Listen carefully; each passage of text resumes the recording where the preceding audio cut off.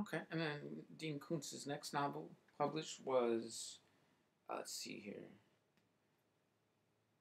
Fear That Man, another ace double, which was mixed with a Toy Man by E.C. Tubb. And I think there's like, let's see here. Now, this was written in 1969, and since I'm not so good at synopsizing this one, I thought I'm going to quote here a long excerpt from Catherine Ramsland's 1997 biography of Koontz called A Writer's Biography. Pretty detailed book. It has all kinds of. It's very difficult to read it. I had to wait till I read all of Koontz to read it because it intensely spoils every single book of his, uh, which you don't want to have happen because the best part about Koontz is being surprised. But there's a lot of good trivia here, and I've never seen any of this stuff mentioned on the internet. So I'm going to read here a pretty extensive quote, about 2 pages. Give me just a second here. And to quote, page 126, Dean's other novel that year was called Fear That Man. It was an odd juxtaposition of 2 novels, one called In the Shield, published in Worlds of If magazine in January, and then the story Where the Beast Runs, published in July. They comprised 2 separate episodes in the same alien world. It was an ace double, the flip side of what was E.C. Tubb's Toyman. Dean dedicated this piece to his friends, the artists Vaughn Bode and Andy Wickstrom. The cover price for each of Dean's first 3 books was only 60 cents. In Fear That Man, a character with amnesia finds himself on a spaceship in the year 3456. He rescues a mutated creature named Hercos, who tells him that the human race has evolved away from violence and religion. They join a poet named Knossos, and they go to a place called Hope, the capital of the universe. There, they learn how violence has been controlled by making people who inflict pain on others feel it back upon themselves 10 times greater. And the only truly dangerous people in the world due to this are terrible masochists.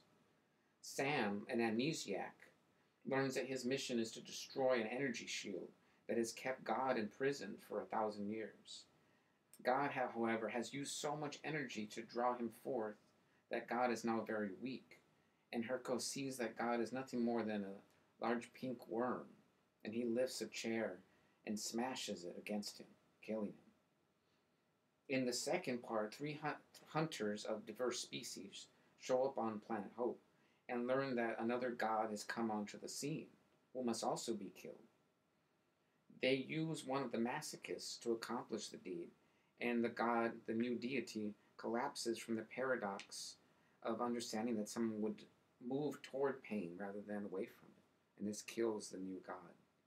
Much of Dean's early science fiction shows a decided anger against God in general, even a desire to replace this chaotic, destructive deity with the more rational humankind. To quote from Dean, there was a brief period where I would have said I was an atheist, he admits. Probably for a year or more.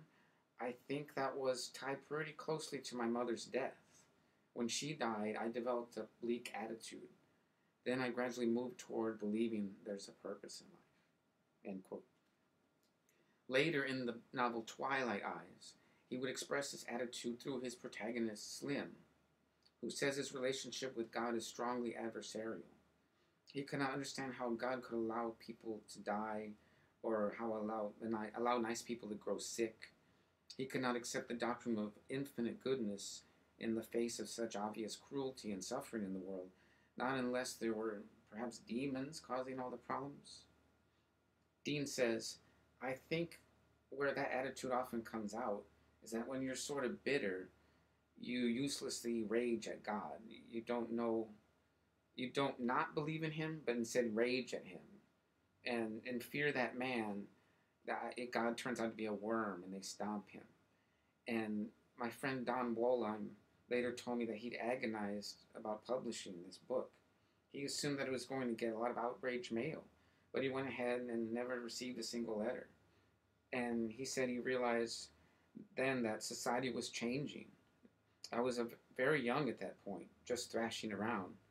And certainly there was anger, and sometimes the anger was directed at God.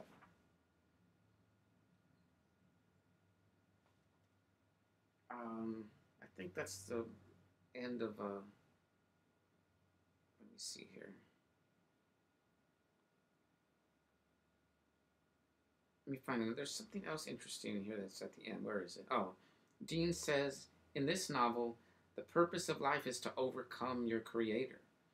If God sees himself as truly demented, then this diminishes us, his creatures. So we must avoid, even if that is true, adopting that dementia and instead forge our greatness from within ourselves. Uh, but the following year, Dean would change his attitude quickly and would write that he finally derived a clearer picture of the kind of God in which he would believe.